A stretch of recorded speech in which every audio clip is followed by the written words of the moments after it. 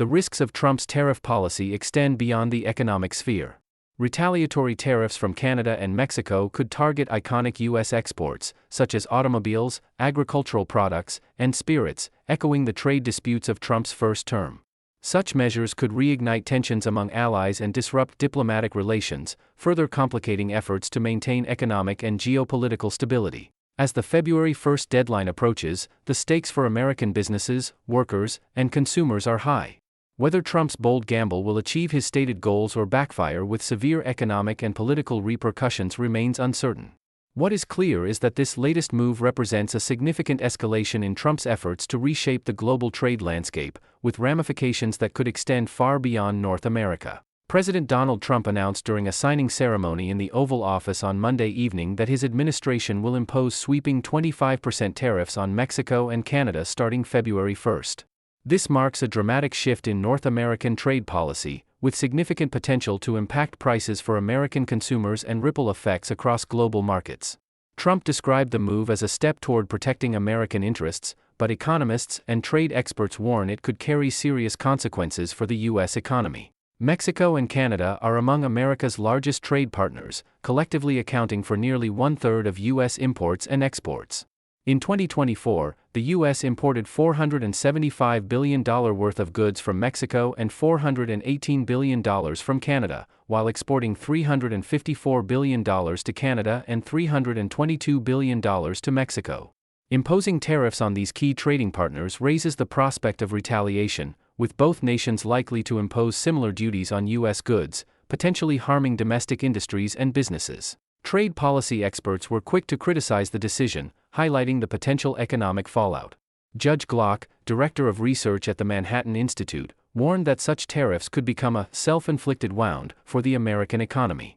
Similarly, Clark Packard of the Cato Institute argued that the tariffs would violate the terms of the U.S. Mexico-Canada Agreement, USMCA, jeopardizing the stability of the trade pact that has governed North American commerce since Trump's first term. The announcement aligns with Trump's campaign promises to overhaul U.S. trade policy. During his first term, he imposed extensive tariffs on Chinese goods, measures that President Joe Biden largely retained. While Trump's current plan focuses on North American trade, his administration continues to explore the possibility of broader global tariffs, including measures targeting other countries and regions. However, the details of such a strategy remain undecided, with Trump signaling that universal tariffs could come later in his term. The executive order signed Monday also directed several government agencies to investigate the causes of U.S. trade deficits, assess the USMCA's effects on American workers and businesses, and explore ways to use stricter trade policies to combat the flow of fentanyl and undocumented migrants into the U.S.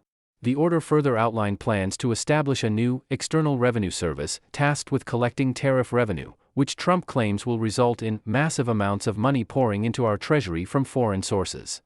Despite the administration's optimistic framing, the tariffs' potential impact on American consumers remains a significant concern. Tariffs are typically paid by U.S. companies importing foreign goods, and these costs are often passed on to consumers in the form of higher prices. A study by the Peterson Institute for International Economics found that tariffs would increase costs on a wide range of products, including imported electronics, toys, sporting goods, transportation equipment, and chemicals. Proponents argue that the long-term benefits of protecting domestic industries outweigh the short-term costs, but mainstream economists caution that higher prices could exacerbate inflation, disrupt supply chains, and undermine economic stability. Trump's economic team remains divided on the best approach to implementing his trade agenda.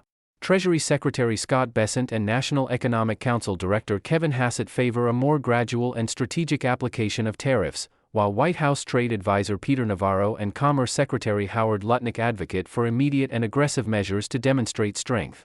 The administration is also debating the legal basis for imposing the tariffs, including the potential use of emergency powers to bypass legal challenges and expedite implementation. During his second inaugural address, Trump reiterated his commitment to transforming the U.S. trade system, framing his tariff policy as a cornerstone of an America First agenda. Instead of taxing our citizens to enrich other countries, we will tariff and tax foreign countries to enrich our citizens, he declared.